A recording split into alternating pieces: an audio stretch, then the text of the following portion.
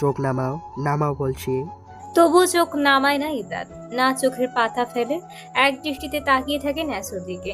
4 দিনের অনাহারে গালের মাংস চুপসে গিয়ে চামড়ার সাথে মিশে গেলেও চোখে মুখে নেই কোনো ক্লান্তির ছাপ।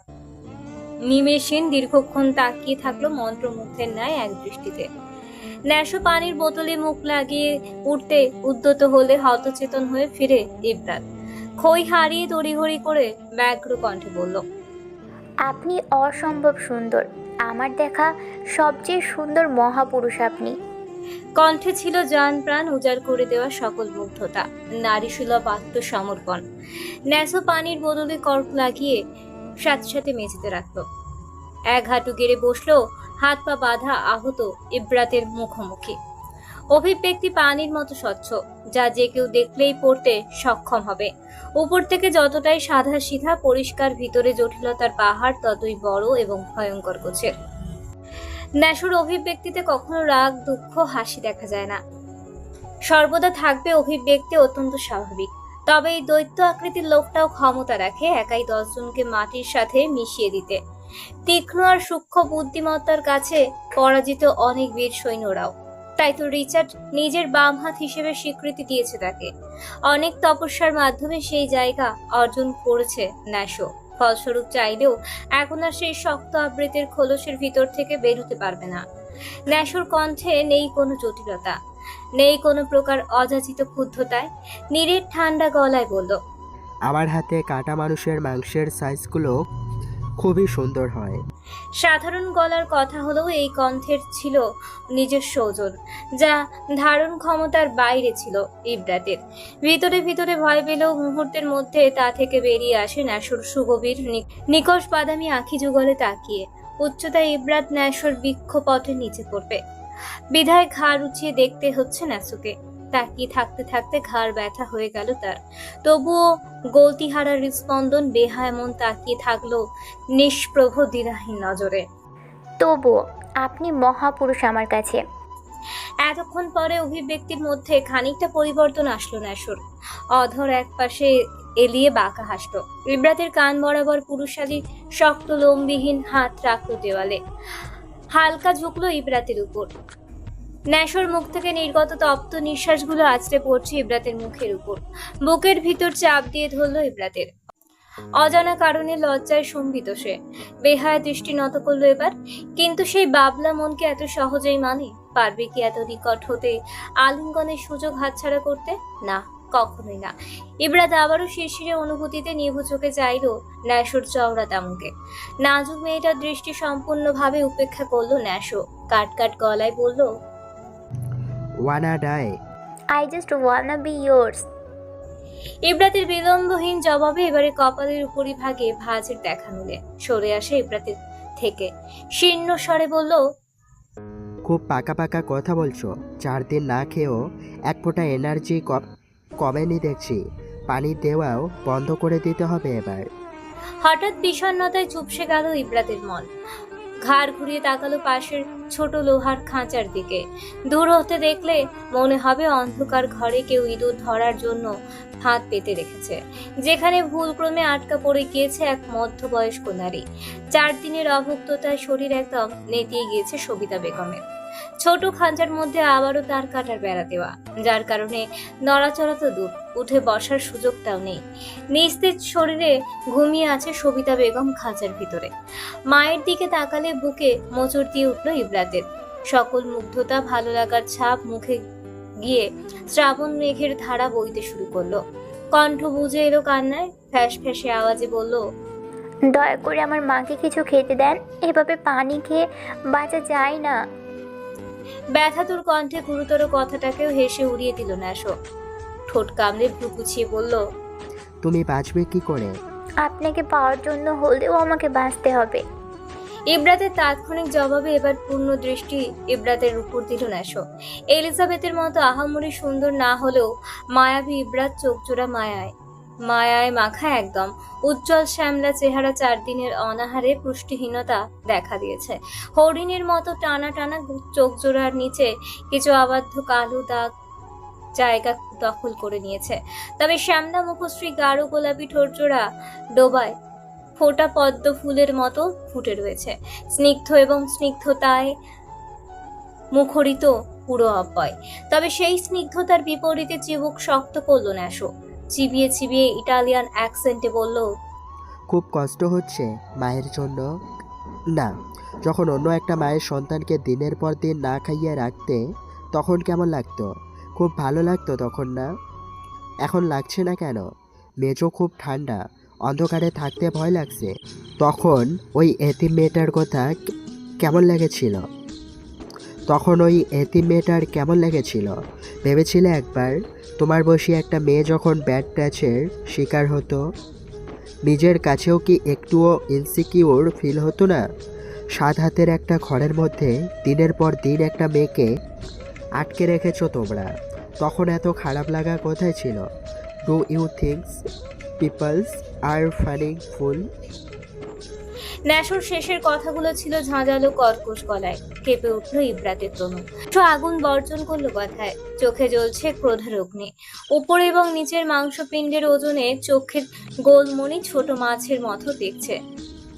পর্বতমালায় মেঘহীন সাদা আকাশের নিচে যে কাঁটা কাটা গাছের ফাঁক গলিয়ে বেরিয়ে আসা পাহাড়ের গোল টিলার মতো ন্যাসোর বাদামি রঙের ছোট চোখ জোড়া।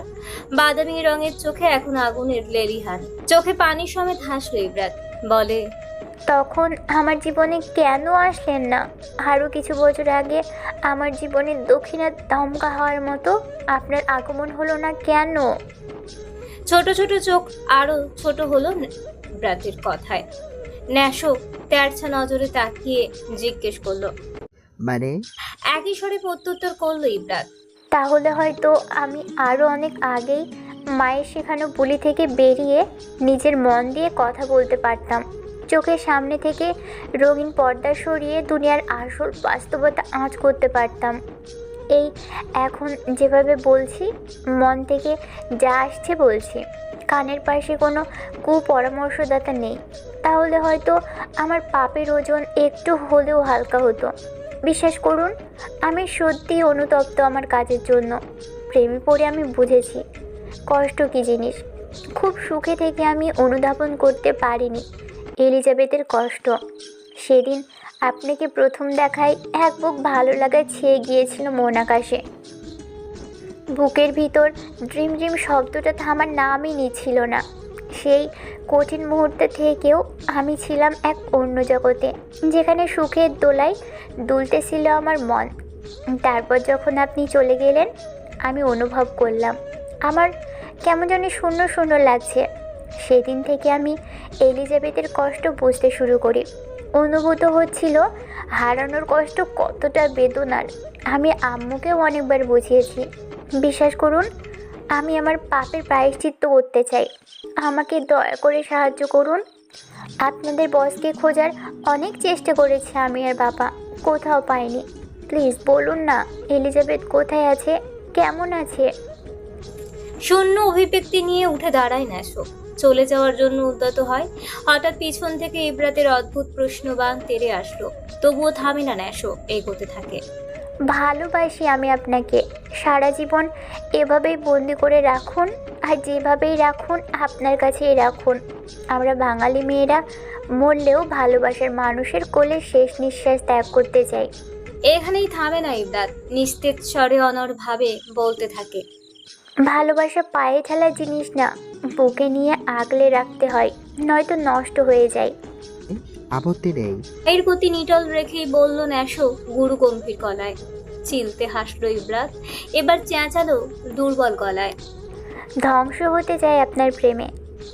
এবার থামে ন্যাসো, এক পাশে ঘাড় রাখায়, তবে পিছনে ফিরে না, না তাকিয়ে রুষ্ট গলায় বলে, এই প্রেমে বিধ্বস্ততা ছাড়া কিছুই নেই। ধ্বংস তো তুমি হবেই মেয়ে। ইব্রাতকে কিছু বলার সুযোগ না দিয়ে লম্বা লম্বা কদম ফেলে চলে যায় ন্যাসো। বেসমেন্ট থেকে বেরিয়ে কালো পোশাকধারী দুজন গার্ডের দিকে তাকিয়ে শক্ত গলায় বলল, আজ থেকে পানিও যেন না দেওয়া হয় এদের। আর নিশ্চুপ মাথা নাড়ায়। তপ্ত শ্বাস ফেলে ন্যাসো পায়ের গতি কমিয়েও ধীরে ধীরে বাগান বাড়ির ভিতরে প্রবেশ করে। রিচার্ডের হিংস্র আচরণের সম্মুখীন হওয়ার জন্য পূর্ব প্রস্তুতি হিসেবে নিজেকে নিটল করে নিল। ক্লোরোফর্মের রিয়াকশন কাটাতেই পিটপিট করে চোখ খোলার চেষ্টা করলো এলিজাবেথ। চোখের পাতা জোড়ায় যেন কেউ বিশাল আকৃতির পাথর রেখে দিয়েছে। অধিক ওজনের তোড়ে চোখের পাতা মেলতে পারছে না এলিজাবেথ। অনুভব করছে তুলার মতো নরম বিছানার সাথে তার ধনুকের মতো বাঁকানো শরীর লেপ্টে আছে। সুস্থ সবল আবাসিক এলাকায় আছে সে। গাড়ি হর্নের শব্দ শোনা যাচ্ছে। খুব সম্ভবত কাছে কোলায় কোথাও ব্যস্ত রাস্তা রয়েছে, যেখানে ছুটে চলেছে যানবাহনগুলো বিভিন্ন উদ্দেশ্যকৃত গন্তব্যের বিরতিহীনভাবে। খোলা জানলা দিয়ে আসছে প্রশান্তিময় প্রকৃতির সতেজ হাওয়া, যা অনেক দিন পর ছুঁয়ে দিচ্ছে এলিজাবেথের শুষ্কতায় খড়িয়ে যাওয়া শরীর। বহু কষ্টতে চোখ খুলতে পারে এলিজাবেথ। চোখের পাতা খুলতেই ফাঁক গলিয়ে উন্মুক্ত হয় এলিজাবেথের নিকট সুগভীর কালো আঁখি যুগল। তবে তার সোডিয়াম লাইটের তীর্যক আলোতে টিকতে পারল না মাঠে বেশিক্ষণ। তীর্যক আলো এসে চোখে পড়তেই হাত দিয়ে চোখ ঢেকে ফেলল এলিজাবেথ। কিছুক্ষণ সময় নিয়ে নিজেকে ধাতস্থ করে নেয়, আবারও চোখের পাতা মেলে উঠে বসে। আশেপাশে তাকাতেই চোখ জোড়া ছানা বড়া হয়ে যায় বিস্ময়ে হতভম্ব হয়ে। অবিশ্বাস্য নজরে চোখ বুলাতে থাকে পুরো কক্ষে। এটা কি কারোর রুম বললে ভুল হবে। কেউ খুবই ধৈর্যের পরিচয় দিয়ে আদরের হাতে সাজিয়েছে এই ডিজনিল্যান্ড। এলিজাবেথের মনে হচ্ছে সে পিঙ্কিস ওয়ার্ল্ডে অবতরণ করছে। ক্লজেট থেকে শুরু করে বিছানার বেডশিট, বালিশ, সোফা, পর্দা সকল কিছুই পিঙ্ক কালারের, যা প্রতিটি মেয়েরই স্বপ্ন। নিজের ব্যক্তিগত রুম এইভাবে সাজাবে মেয়েদের প্রিয় রং পিঙ্ক কালার দিয়ে। খুব সংখ্যক নারী জাতি আছে যাদের পিঙ্ক কালার পছন্দ নয়। এলিজাবেথের চোখ থেকে এখনো বিস্ময় কাটছে না, মনে হচ্ছে এখনো স্বপ্নের মধ্যে আছে সে। সাথে সাথে রান্নাঘরের শক্ত মেঝে আর রিচার্ডের সেই ভয়ঙ্কর ডার্ক থ্রিমের তৈরি আবাসস্থল থেকে নিজেকে এই সাজানো ঘরে কোনোভাবেই মানতে পারছে না এলিজাবেথ। বাচ্চা বয়সের সেই কমন টেকনিক কাজে লাগালো এলিজাবেথ নিজেকে এই ঘোর থেকে বের করার জন্য। জিভ দিয়ে ওষ্ঠ ভিজিয়ে বা হাতে চিমটি কাটলো, একটু জোরেই কাটলো। নখের দাগ বসে লাল হয়ে যায় পাতলা চামড়ায়। ব্যথায় চোখ মুখ কুঁচকে ফেলে এলিজাবেথ। ঠোঁট কামড়ে দম আটকে কাপা কাপা চোখের পাতা মেললো আবারও এলিজাবেথ। এবার চোখ কোটর থেকে বেরিয়ে আসার উপক্রম। না, এটা সত্যি। সে কোনো স্বপ্নের জগৎ নয়, বরং এই সব কিছুরই অবাস্তবিক বাস্তব রূপে ধরা দিয়েছে তার কাছে। বেড সাইডের দিকে তাকাতেই চোখ বড় বড় হয়ে যায় এলিজাবেথের। দিন দুনিয়ার কুল কিনারাহীন হয়ে খিলখিলিয়ে হাসতে থাকে। কুটিল দুহাতে আগলে নেয় লার্জ সাইজের ডরিমন দুটো। হাতের বাঁধনে দুটিকে আষ্টে পিষ্টে জড়িয়ে ধরতে ব্যর্থ হয় এলিজাবেথ খুব বড় হওয়ায়। এতক্ষণ বিস্মিতার কারণে বালিশের দুপাশে সাজিয়ে রাখা ডরিমন দুটোকে খেয়াল করেনি এলিজাবেথ। নারীসুলভ আচরণে আত্মসমর্পণ করে আবেগী হতে থাকে এলিজাবেথ। ছোটবেলার কথা মনে করে একটা সময় তারও রুমও এইভাবে সাজিয়েছিল তার বাবা নিজের হাতে। তাদের ছোট্ট কুটিরে তৈরি করেছিল ছোট্ট রাজপ্রাসাদ, অতি আদরের রাজকন্যার জন্য, যেখানে কমতি ছিল না কোনো কিছুরই। মায়ায় মায়ায় ভালোবাসায় ভরপুর ছিল। অতি পরিচিত মধু মিশ্রিত মাতাল স্বরে সম্বিত ফিরে পায় এলিজাবেথ। এলোকেশী, দরজার সামনে খাবারের ট্রে হাতে দাঁড়িয়ে থাকা কৃষ্ণ গহ্বরের ন্যায় অব্যয় তাকাতেই চোখ জলজল করে উঠল এলিজাবেথের। ঠোঁটের কোণে প্রশান্তিময় হাসির অস্পষ্ট ঝলকানি। চোখ ভিজে এলো এলিজাবেথ। ছুটে গিয়ে হামলে পড়ে পুরুষালী বৃক্ষপটে। অঝরে কাঁদতে থাকে। পুরুষটি রুক্ষ পুরুষালী খসখসে হাত রাখে এলিজাবেথের মাথায়। কিছুটা সময় দেয় এলিজাবেথকে নিজেকে সামলে নেওয়ার জন্য। দুর্বোধ্য মেয়েটা এতদিন পর প্রিয় মানুষের ছায়া পেয়ে আর নিজেকে ধরে রাখতে পারে না। কান্না তো থামায় না, বরং আরো কান্নার তোর বাড়তে থাকে ক্রমে ক্রমে। বৃক্ষপটের মালিকেরও যেন ভালো লাগছে না, এভাবে আটকাতে ইচ্ছে করছে না। যুগ যুগ যুগান্তর পর প্রিয় ছায়াকে কাছে পাওয়া, তো তাও এত নিকটে। মরুভূমির মতো খড়খড়ে বুকে এক ঝিলিক বৃষ্টি ফোটায় ফোটায় ভরিয়ে দিচ্ছে। দিক না আর একটু, এমন সময় এখানেই থেমে থাকুক। খেই হারিয়ে ভুলে গিয়েছে নিচে ছড়িয়ে ছিটিয়ে পড়ে আছে খাবার টুকরো টুকরো কাচের খণ্ডাংশ। কিন্তু আর পারলো কোথায়। এতক্ষণ আড়ালে দাঁড়িয়ে আড়ম্বরে ঘুমিয়ে থাকা মেয়েটাকে দেখে হৃদয় যতটা প্রশান্তি পেয়েছে, এখন ঠিক তার থেকে বেশি যন্ত্রণাদায়ক লাগছে মেয়েটির কান্না। আড়ষ্ট মেয়েটার কান্নার তোড়ে কেঁপে ওঠা ঝাঁকুনিগুলো বুক পাঁজরে হাতুড়ি দিয়ে আঘাতের থেকেও গাঢ়। ঝড় উঠে হৃদয় গহ্বরে। অস্থির হয়ে যায় এলিজাবেথের কান্না আটকানোর জন্য। এলোকেশী, এই এলোকেশী, এভাবে কাঁদে না পাখি, গলা বসে যাবে তো। কান্না থামায় না এলিজাবেথ। এই শ্রাবণের বাদ আজ এত সহজে থামবে না। ছটফট করতে থাকা মানবটি উপায়ন্তর না পেয়ে দুহাতে রাজলায় চেপে ধরল এলিজাবেথের ভেজা দুটি গাল। কেঁদে কুটে চোখ মুখ লাল হয়ে গিয়েছে। কাঁপা কাঁপা চোখের পাতা মিলে তাকালো এলিজাবেথ। চোখ দুটি খাটযুক্ত দৃষ্টি মিলে গেল। মানবটির বুকে হিম শীতল হাওয়ায় ছেয়ে গেল। ঠোঁট গহ্বরের ফাঁক গলিয়ে বের হলো প্রশান্তিময় নিঃশ্বাস। কণ্ঠস্বর খাদে নেমে যায় এলিজাবেথের কান্নায়। অস্পষ্ট স্বরে আওড়ায়, আমি আবারও হেরে গেলাম। ভালো মানুষ যে সয় তাকে কেন সারা জীবন সইতে হয়? বেঁচে থাকার শেষ আশাটাও হারিয়ে ফেললাম আমি। তোমার কিছু হয়নি লোকেশী, এভাবে বলবে না প্লিজ। মানে না এলিজাবেথ। পাগলের মতো কাঁদতে থাকে। কাঁদতে কাঁদতে মেঝেতে বসে পড়ে। মানবটিও হাঁটু ভেঙে বসে এলিজাবেথের সামনে। অনুভব করলো কয়েক ঘন্টা আগে তার রাজ্যে আগমন করা এই লাস্যময়ী নারীর কান্না সোজা গিয়ে বিচ্ছে বৃক্ষপটে, যা মৃত্যু যন্ত্রণার সমতুল্য। জমে থাকা সকল কষ্ট আজ উষ্ণতার চাদরে আবদ্ধ হয়ে মোমের মতো গলে ভেতরে তাণ্ডবীয় ঝড় তুলে দেয়। উন্মাদের মতো নিজের চুল টানতে থাকে এলিজাবেথ। মানবটি ঘাবড়ে গিয়ে আবারও বুকের সাথে শক্ত করে চেপে ধরে এলিজাবেথকে। ছোটার জন্য মোচড়ামুচড়ি করতে থাকে এলিজাবেথ। বুকের মধ্যে এলো পাথারি কিল ঘুষি দিয়ে যাচ্ছে, তাও ছাড়ে না মানবটি। অনড়ভাবে বুকের সাথে চেপে রেখে স্বাচ্ছন্দ্যে সব ব্যথা সহ্য করে নিচ্ছে। কান্নার বেগের সাথে তিত্তির করে কাঁপতে থাকা এলিজাবেথের শরীর। আপনি আরও আগে কেন আসলেন না? ভালো মানুষ কেন আসলেন না বলুন না। শান্ত হও লোকেশী, আমাকে ক্ষমা করে দাও। আমি সেই সময় দেশে ছিলাম না, থাকলে এমনটা কখনো হতে দিতাম না। বিশ্বাস করো, নিজেকে শান্ত করো। আঘাতপ্রাপ্ত মানুষ একদিন সব ভুলে গেলেও রব বলেন না। ক্ষতিগ্রস্ত ব্যক্তির প্রতিটা আর্তনাদ, প্রতিটি শব্দ, অডিও ভিডিও রেকর্ডিং ওপর আল্লাহর কাছে মজুদ আছে। প্রতিশোধ যদি বান্দা নিত তো অর্ধেক ভালো ছিল, কিন্তু শাস্তি যখন রব নেবেন নিশ্চয়ই তার জগৎ অত্যন্ত কঠোর। নিশ্চয়ই আমাদের রব সরিষা পরিমাণ জিনিস ভুলে না। হঠাৎ এলিজাবেথ শরীরের সমস্ত শক্তি প্রয়োগ করে ধাক্কা মারে মানবটিকে। অতর্কিত ধাক্কায় বেগ সামলাতে না পেরে উল্টে পড়ে যেতে নিলেও সামলিয়ে নেয় নিজেকে। এক হাতে তালু দিয়ে মেঝেতে ভর দিয়ে এলিজাবেথের হাত ছিটকে গিয়ে পড়ে ভাঙা কাঁচের টুকরোর উপর। পাতলা চামড়া ভেদ করে একদম ভিতরে ঢুকে যায় কাঁচ। গলগলিয়ে রক্ত বের হতে থাকে। এলিজাবেথ হাতে বিঁধে থাকা রক্তাক্ত কাঁচের দিকে তাকিয়ে আওড়ায়, এগুলো আমার স্বপ্ন ভাঙা টুকরো কাঁচ, যা ছিল ভাঙা মনের গভীরে, আজ বদলে গিয়েছে সব। আমার ভেতরে ভেঙে চুরে রক্তক্ষরণ হচ্ছে। লোকেশী, স্টপ বিং সো সাইলেন্স। হাত থেকে রক্ত বের হচ্ছে, দেখি, দেখতে দাও। এগোতে আসলে দূর থেকে সরে যায় এলিজাবেথ। ঠোঁটের আঁকায় জড়ো হয়েছে তাচ্ছিল্যের হাসি, অথচ দেখো চোখ দিয়ে ঝরছে অজস্রাবণ, না বলতে পারা কষ্টের প্লাবন, যা নিকটে কাতর চোখের তাকিয়ে থাকা মানবের কাছে তীরের ফলার মতো যন্ত্রণাদায়ক। এবার গলায় কাঠিন্যতা বজায় রেখে বলল, লোকেশী প্লিজ, ব্লিডিং বন্ধ করতে হবে। চোখে পানি সমেত অধর এড়িয়ে হাসলো এলিজাবেথ। জড় বস্তুর মতো জমে গিয়েছে একদম। বলে, আর মনে যে রক্তক্ষরণ হচ্ছে তা রক্তের প্লাবনে ভেসে যাচ্ছি আমি। অপর পাশ থেকে শোনা যায় বিলম্বহীন জবাব, দাগ কেটে যাওয়া ক্ষত সরানোর ক্ষমতা হয়তো আমার নেই, তবে কথা দিচ্ছি প্রতিটি ক্ষতের দাগ শুভ্র ফুল দিয়ে ডেকে দিব আমি। কেউ দেখবে না, কোনোদিন দেখবে না। আর আপনি? যদি বাক্য ধারায় আমাকে নিয়ে, আমার দেখা নিয়ে, তবে নিজের চোখ দুটো নিজ হাতে নষ্ট করে দিব আমি। দেখবো না আমি তোমার ক্ষতের দাগগুলো, তবুও সরিয়ে দিতে চাই আমি, মন থেকে চাই। সব মিথ্যে। আপন মানুষগুলোই যখন পারলো দূরে ঠেলে দিতে, আর আপনি?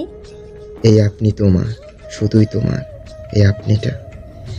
কিছু কিছু সম্পর্কে রক্তের বন্ধনের প্রয়োজন হয় না লোকেশী। এভাবে কথার প্যাঁচে কথা বলে এলিজাবেথকে ব্যস্ত রেখে এগিয়ে গিয়ে ধপ করে ধরে ফেললো এলিজাবেথের রক্তাক্ত হাত মানবটি।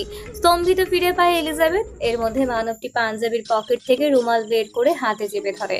জোড়াজুড়ি করতে থাকে এলিজাবেথ হাত ছাড়ানোর জন্য। একসময় গলা ছিঁড়ে চেঁচালো, আমাকে ছুবেন না, আমি অপবিত্র। এলিজাবেথের কথায় থমকে যায় মানবটি। স্তব্ধ হয়ে তাকায় এলিজাবেথের দিকে, তাকায় এলিজাবেথের গলায়। ভালো করে খেয়াল করলে দেখতে পায় এখনো এলিজাবেথের গলায় কালো ছোপ ছোপ দাগ স্পষ্ট। চোখ বুজে তপ্ত শ্বাস ফেলল মানবটি। কয়েক মুহূর্তের জন্য আটকে রাখা নিঃশ্বাস ছেড়ে দিল সে দীর্ঘশ্বাসে। অভিব্যক্তি অত্যন্ত স্বাভাবিক, বরাবরের মতো ঠোঁটের কোণায় অমায়িক হাসি। এলিজাবেথ হাতে রুমাল ভালোভাবে পেঁচিয়ে দিতে দিতে স্বাভাবিক গলায় বলল, তুমি পবিত্র ফুল, আকাশে সব থেকে উজ্জ্বল নক্ষত্র। যদি কোনো জ্বরের কারণে নিজের আলো খোয়ে ফেলো তুমি, তবে আমি সূর্য হয়ে তোমাকে আলোকিত করে নিজে জ্বলে পুড়ে ছারখার হয়ে যেতে চাই। এলিজাবেথ তাকিয়ে থাকলো কৃষ্ণ গহ্বরের দিকে। মানুষটা কত সাবলীল গলায় বলে দিত কত জটিল থেকে জটিলতর কথাগুলো। এমনটা তো হওয়ার কথা ছিল না। পাপের শহরের রাতের আধারে স্বেচ্ছায় শরীর আদান প্রদান স্বাভাবিক হলেও কেউ অযাচিতভাবে নিজের চরিত্র খোয়ালে কলঙ্কের দাগ বসিয়ে দেয় সমাজ। এলিজাবেথের অভিব্যক্তি শূন্যের কোঠায় বলল, মানে? মানবটি রুমাল দিয়ে কাটা জায়গা সুন্দর করে পেঁচিয়ে দিল। হাতে লেগে থাকা রক্তগুলো নিজের গায়ে চাবানো পাঞ্জাবিতে রঙের মতো লাগিয়ে দিল। চোখ বড় বড় হয়ে যায় এলিজাবেথের। বুঝতে পারে না এরকম উদ্ভব কাজের কারণ। সাদা শুভ্র পাঞ্জাবি রক্ত জবার অঞ্জলি রঙে রাঙিয়ে যায়। ম্লান হাসলো, হেসে বলল, লাগিয়ে নিলাম অপবিত্র রক্ত, নিজেও অপবিত্র হয়ে গেলাম। চলো এবার পবিত্র হয়ে একসাথে পবিত্র বন্ধনে আবদ্ধ হয়ে। লোকটা কথাগুলো বলার সময় গলায় ছিল না বিন্দু পরিমাণ জটিলতা জড়তা। নিরুদ্বেগ ভাব নিয়ে দ্বিধাদ্বন্দ্বহীন গলায় বলে দিল অবান্তর কথাগুলো, যেগুলো লোকটার মুখে একদমই মানায় না। ব্যক্তিত্ব, প্রফেশন কোনো দিক দিয়েই যায় না উদ্ভট কথাগুলো তার সাথে।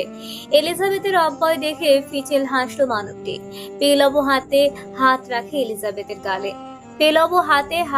এলিজাবেথের গালে। হাতের স্পর্শ লাগতেই যেন কারেন্টের শর্ট লাগলো। ছিটকে দূরে সরে যায় এলিজাবেথ। মানবটি এলিজাবেথের ইনসিকিউরিটি বুঝতে পেরে কিছুটা দূরে সরে বসে। ধাতস্থ গলায় বলে দিল এক অপ্রত্যাশিত কথা, বিয়ে করবে আমায় লোকেশী? মাথায় যেন বাজ পড়ল এলিজাবেথের।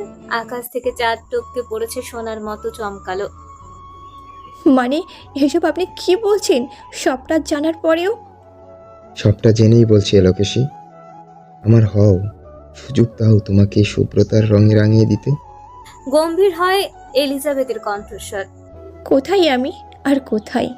কি যাতা বলো। এবারও বাক্য শেষ করার আগেই ছটফট করে উঠল মানবটি।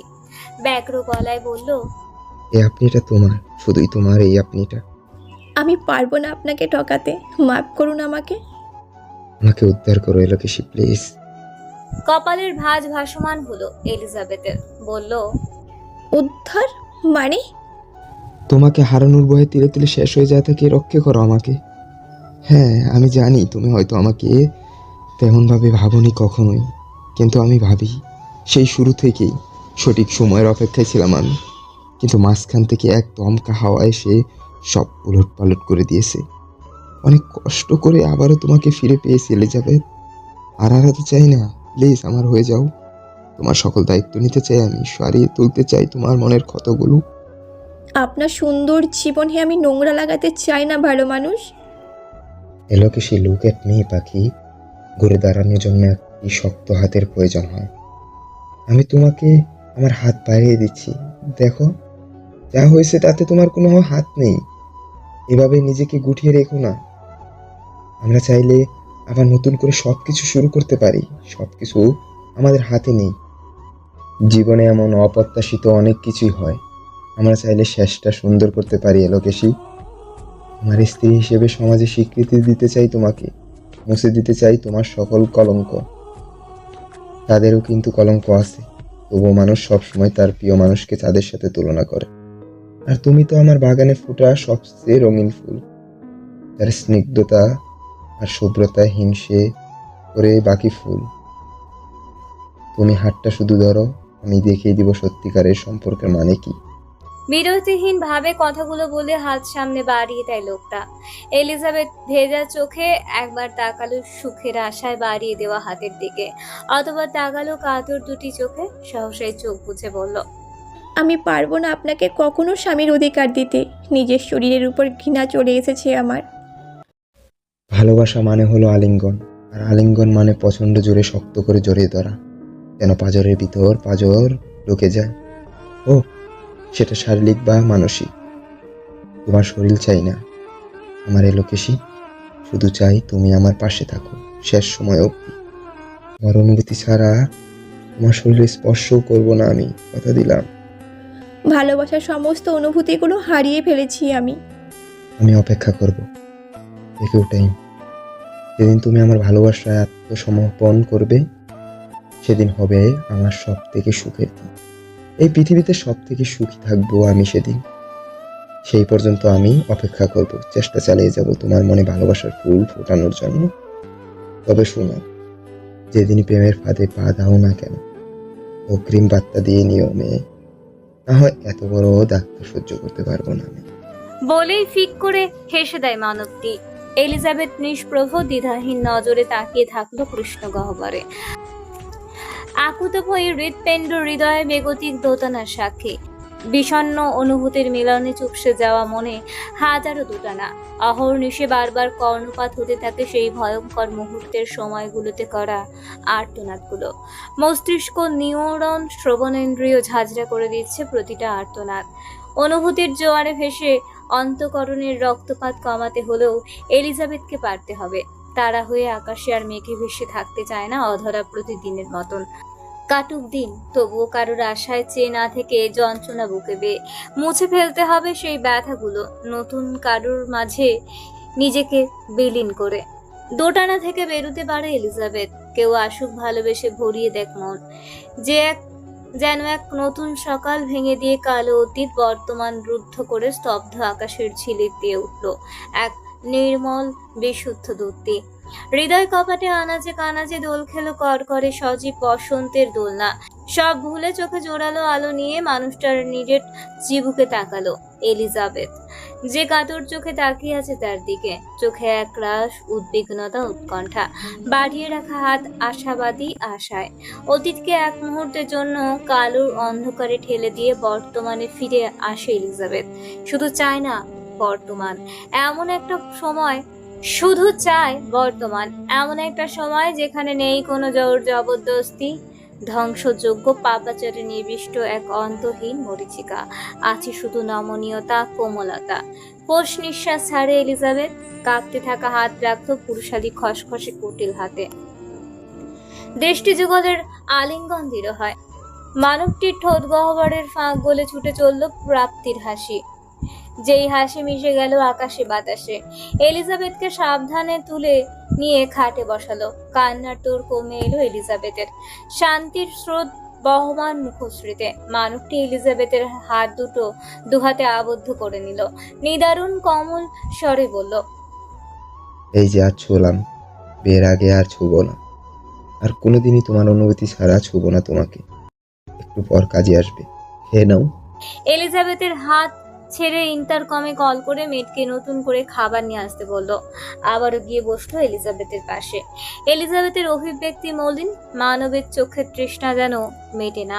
অনড়ভাবে তাকিয়ে থাকলো এলিজাবেথের রক্তাভ মুখে। আমি কোথায় আছি এখন? দেওয়ান মঞ্জিলে।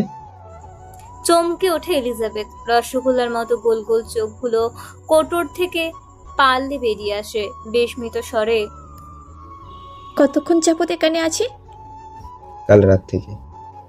এখন কটা বাজে? সন্ধ্যা 7টা। চমকে ওঠে এলিজাবেথ দ্বিতীয়বারের মতো। শুকনো ঢোক গিলে বলল, এতক্ষণ ঘুমিয়েছি আমি? মানবটি অপরাধীর ন্যায় মাথা নত করে ফেলে, ঠোঁট কামড়ে স্মিত হেসে বলে, আসলে করুণ ফর্ম একটু বেশি পড়ে গিয়েছে। এবার চোখ ছোট ছোট করে এলিজাবেথ সরাসরি দৃষ্টি নিক্ষেপ করে নিকটে বসে চোরের মতো চুপসে যাওয়া মুখ নিয়ে বসে থাকা মানবে। বলল, ওটা আপনি ছিলেন? না, তোমাদের পাড়ার দুশো পাগলা। ফিক করে হেসে দেয় এলিজাবেথ। বহুদিন পর ঠোঁটে ফোটে সেই চঞ্চল হাসি। মনোমুগ্ধকর ভাবে তাকিয়ে দেখলো মানবটা। হঠাৎ হাসি থেমে যায় এলিজাবেথের। চেহারার চিরায়ত গম্ভীর ভাব ফিরে আসে। বলে, আমাকে ডাক দিলেন না কেন? আর সত্যিটা আপনি জানলেন কি করে? আর ওই গোপন জায়গায় পৌঁছালেন কিভাবে? আমার চাচা কেমন আছে? ওই পশুটা ওদের কোনো ক্ষতি করেনি তো? ইব্রাত ঠিক আছে তো? আরে আরে, শ্বাস তো ফেলো, ধীরে ধীরে প্রশ্ন করো, আমি উত্তর দিচ্ছি। অস্থিরতার কমে না এলিজাবেথের। বলল, বলুন না। প্রথম প্রশ্নের উত্তর হলো, এতটা আড়মোড়ে ঘুমাচ্ছিলে যে থাকতে ইচ্ছা হলো না। আর সত্যিটা জেনেছি শিহাবের কাছ থেকে। 2 দিন পর দেশে ফিরেই শিহাবের সাথে দেখা করি আমি, তখনই সব জানতে পারি। তারপর অনেক খুঁজে অনেক লোক লাগিয়ে অবশেষে বহু কসরতে পেরেছি তোমাকে। তাই তো এত দেরি হয়ে গেল। আর তোমার চাচা চাচির খোঁজ নেওয়া হয়নি। আমার পাগলের মতো খুঁজছিলাম আমি তোমাকে। আমাকে ক্ষমা করে দেবো লোকেশী। তোমার এত খারাপ সময় আমি তোমার পাশে থাকতে পারিনি। দেশে এসে আমরা ওদের সাথে দেখা করতে যাব কেমন? কথার পারদে দ্রুত সবেগে আওড়ালো এলিজাবেথ। ফিরে এসে মানে কোথায় যাচ্ছি আমরা? আমরা ভোরের ফ্লাইটে আমেরিকা যাচ্ছি। কেন? আপাতত ওটাই আমাদের জন্য সেফ হবে। ওই গ্যাংস্টার এখন দেশে আছে, নিশ্চয়ই পাগলের মতো খুঁজছে আমাদের। রিচার্ডের কথা মনে হতেই বিষাদে ছেয়ে গেল এলিজাবেথের মন। আবারও চোখ ভিজে আসে, ভাঙা গলায় শুধায়, কেন আমার এই নোংরা জীবনের সাথে জড়াতে চাইছেন? কতদিন পালাতে পারবেন এইভাবে? অপর পাশ হতে শোনা যায় রাশভারী আওয়াজ। বলল, গোপনীয়তা হলো শক্তি, মানুষ যা জানে না তা ধ্বংস করতে পারে না। আর তুমি তো আমার কাছে সব থেকে মূল্যবান জিনিস, যা সযত্নে আগলে রাখবো আমি সারা জীবন। শুধু একবার লিখিত দলিলখিত ভাবে আমার হয়ে যাও। কারো সাধ্য নেই তোমাকে আমার থেকে আলাদা করার। বিষণ্ণ মন তবুও মানে না। চোখের সামনে ঝলক দিতে থাকে রিচার্ডের নৃশংসতা। হঠাৎ মৃত্যু পথযাত্রী রোগীর মতো ছটফট করতে থাকে এলিজাবেথ। ছটফটে গলায় বলতে থাকে, রেশমামা, রেশমামা, নিশি ওরা কোথায়? আমাকে না পেয়ে নিশ্চয়ই ওই জানোয়ারটা ওদের মেরে ফেলবে। যে করেই হোক ওদের বাঁচান প্লিজ। এই মাটি ছায়া আমি হারাতে চাই না। হারাতে হারাতে সর্বশ্রান্ত আমি। মানবের মুখে আধার নেমে আসলো। এলিজাবেথের কাছে চেপে গেল পুরো বিষয়টি। এই সুন্দর মুহূর্ত নষ্ট করতে চায় না কোনোভাবেই। জলদ গম্ভীর গলায় বলে, তুমি চিন্তা করো না লোকেশী, আমি ওনাকে তোমার কাছে নিয়ে আসবো শুধু শীঘ্রই খুব। এরই মধ্যে মেড খাবার নিয়ে আসে। এলিজাবেথ আর কোনো কথা বলে না, চুপ হয়ে যায় একদম, ডুবে যায় ভাবনার জগতে। পুরুষালী হাতটি যখন মুখের সামনে খাবারের লোকমা তুললো, তখনই ধ্যান ভাঙলো এলিজাবেথের। বিনা বাক্যে মুখে তুলে নিল। এই ছোট্ট ছোট যত্নের কাঙালি তো সে ছিল এতদিন যাবৎ। এলিজাবেথকে খাবার খাইয়ে দিয়ে উঠে দাঁড়ায় মানব। বেড সাইড থেকে একটা খাম নিয়ে বাড়িয়ে দেয় এলিজাবেথের দিকে। প্রশ্নবোধক দৃষ্টিতে তাকায় এলিজাবেথ। তোমার পাসপোর্ট, ওদিকে ক্লোজেট, প্রয়োজনীয় সকল কিছু আছে। শেষ হয়ে নাও, একটু পর কাজে আসবে। বলেই চলে যায়। এলিজাবেথ তাকিয়ে থাকে খামের দিকে, তবে দৃষ্টিতে সেখানে নেই। কানে বারবার বাজতে থাকে কাজই আসবে, শুরু হবে নতুন জীবনের সূচনা। আচ্ছা, অভাগীর কপালে কি সুখ আসে? কেমন হবে নতুন জীবন? এলিজাবেথের কক্ষ থেকে বের হয়ে সিঁড়িতে পা রাখতেই দেখা হয় রেয়ানের সাথে। রেয়ান এই ভদ্রলোকের বাঁ হাত, গতরাতে যার হাত দিয়েই ঝরেছিল রেশমার রক্ত। রিয়ান, স্যার, আপনার কাছেই যাচ্ছিলাম। আর কেন? মন্ত্রিসভায় মিটিং ছিল 8টায়। আজকের সকল কিছু ক্যান্সেল করে দাও। কাজে আনতে পাঠাও কাউকে এক্ষুনি। রেয়ান ভ্রু কুচকে ফেলে, বলল, কাজী? হ্যাঁ কাজী, আমার বিয়ের কাজী। রেয়ানের আর কোনো প্রশ্ন করতে হলো না। সামনে দাঁড়িয়ে থাকা সুঠামো দেহের অধিকারীর মানবীর ঠোঁটের কোণে চিলতে হাসি দেখে সম্মতি জানিয়ে কাজে বেরিয়ে পড়ে। ফুরফুরে মেজাজে নিচে নামে মানবটি। ঠোঁটের কোণা থেকে যেন আজ সরবেই না হাসির ঝলকানি। নিচে আসতেই বসার ঘরের মুখোমুখি হয় পিতা তাজুয়ার দেয়ানের সাথে। বয়স্ক লোকের চেহারায় বয়সের ছাপ পড়ে গেলেও শরীর বেশ ধরে রাখতে সক্ষম এখনো। তাজুয়ার দেওয়ান চোখের সামনে থেকে নিউজ পেপার সরিয়ে তাকালো তেরছা নজরে ছেলের দিকে। পরপর রুষ্ট গলায় শুধালো, শেষমেশ এত নিচু জাতের মেয়েকে বিয়ে করতে চাচ্ছ? আমার রেপুটেশনের কথা একবারও ভাবলে না? এতটুকু সময়ের মধ্যে প্রথমবারের মতো শক্ত হয় এলিজাবেথের ভালো মানুষের গলা। চোখে মুখে কাঠিন্যের বজ্রপাতের মতো গম্ভীর কণ্ঠে বলে, আমার ব্যাপারে কারোর এক চুল মতামত পোষণেও আগ্রহী নই আমি। বলেই গম গম পায়ে চলে যায়। তাজুয়ার শক্ত চোখে তাকিয়ে থাকে ছেলের যাওয়ার পানে। আমার মা বোন কোথায়, জানোয়ারের বাচ্চা? কর্কশ গলায় হুঙ্কার দিতে দিতে ভিতরে আসে শিহাব, যেন সে এক ক্ষুধার্ত হিংস্র। আর আগে ফনা তুলতে থাকে। ভিতরে পা রাখতেই ন্যাশো ঝড়ের বেগে গিয়ে শিহাবের হাঁটু বরাবর লাথি বসিয়ে দেয়। হাঁটু ভেঙে নিচে বসে পড়ে শিহাব। উঠতে চাইলেও উঠতে পারে না। হাড়ের ভিতর মটমট শব্দ হতে থাকে। শ্বাসরুদ্ধকর ব্যথা ছুঁয়ে নিয়ে সহসায় চেঁচিয়ে বলল, আমার মা বোনদের সাথে কি করেছিস? রেজার্ট কাউচে পায়ের উপর পা তুলে এক দৃষ্টিতে তাকিয়ে আছে শিহাবের দিকে। অভিব্যক্তি পানির মতো স্বচ্ছ, দৃষ্টি শূন্য দৃষ্টিতে জমে আছে ক্রোধের পাহাড়। ঠোঁটের আগায় জড়ো হচ্ছে রহস্যের ঘন ঘটা।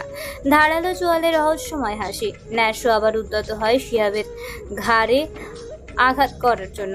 রিচার্ড বাধা দেয়। ও ন্যাসো নো, আমার শালাকে নিজ হাতে আপ্যায়ন করতে দাও আমাকে। শিহাব আজ দমে না, আহত অবস্থায় আবারও চেঁচালো।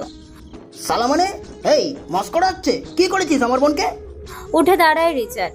দুহাত পকেটে ঢুকিয়ে ড্যাশিং ভাব নিয়ে এগোতে থাকে শিহাবের দিকে। কালচে ঠোঁট গোল করে শীষ বাজাতে বাজাতে শটান হয়ে দাঁড়ায় শিহাবের সামনে।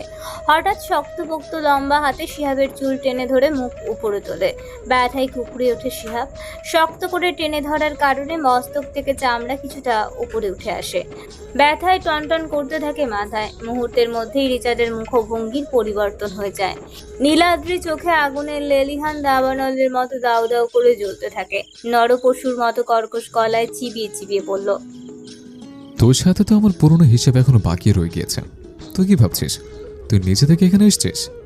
থেমে শিহাবের চুলের মুঠি ছেড়ে অট্ট হাসিতে ফেটে উঠল রিচার্ড। ন্যাশো এখনো জানে না রিচার্ডের মনে কি চলছে। বাদামি রঙের চোখ জোড়ায় বহু কৌতূহল। হাসি থামায় রিচার্ড, আগুন গর্জন করলো কথায়। চোখে জ্বলছে ক্রোধের অগ্নি। আমি তোকে এখানে আনতে চেয়েছি, তাই তুই এখানে। অচেতন হয়ে ফিরে আসে ন্যাশো। সত্যি তো, শিহাবের মতো চুনোপুটির পক্ষে ঘন জঙ্গল পেরিয়ে এই বাগান বাড়ি খুঁজে আসা সম্ভব নয় কখনো। ভিতরে আসা তো একেবারেই অসম্ভব।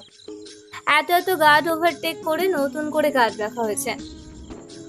সকলের যথেষ্ট পরিমাণ তটস্থ হয়ে আছে। একটু হেরফেরও করবে না ন্যাশো জানে।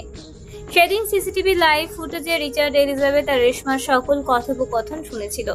অজানা কারণে সেদিন ক্ষোভ জমেছিল এলিজাবেথের চাচি ভাই বোনদের উপর। পরদিন দেশের বাইরে যাওয়ার আগে ন্যাশোকে এই কাজ দিয়ে গিয়েছিল রিচার্ড ওদের তুলে নিয়ে বেসমেন্টে বন্দি করে রাখার জন্য। এলিজাবেথের বর্ণনা অনুযায়ী যেন ওদের একইভাবে টর্চার করা হয়। সেদিন ন্যাশো আর সকলকে তুলে আনলেও শিহাবকে পায়নি, কারণ এর আগেই থেকেই শিহাব গায়েব।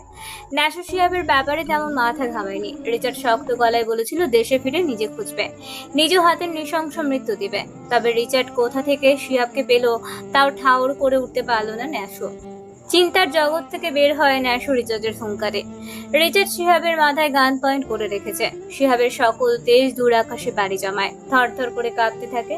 ক্রোধে মটমট করছে রিচার্ডের ধারালো চোয়াল। কাট কাট গলায় বলল, সত্যি করে বল, কে ছিল? শিব ভালো করেই বুঝতে পারে সে ফেঁসে গিয়েছে। রিচার্ডের মতো একজন গ্যাংস্টার নিশ্চয়ই সব জেনেই তাকে ফাঁদে ফেলে এখানে এনেছে। মিথ্যে বলার বৃথা প্রয়াস চালানোর কোনো যৌক্তিকতাই নেই। গলা কাঁপছে শিহাবের। তাকবীর দেওয়ান। বন্দুকের সবগুলো গুলি শিহাবের মগজে ঢুকিয়ে ট্রিগারের হাত থেকে হাত সরালো রিচার্ড। রক্তে মুখশ্রী রক্তচোষা ভ্যাম্পায়ারের মতো লাগছে। হিংস্রতার প্রভাবে পিড়পিড়িয়ে ওঠে পৈশাচিক সাইকো মস্তিষ্ক। You won't be able to escape me, Red.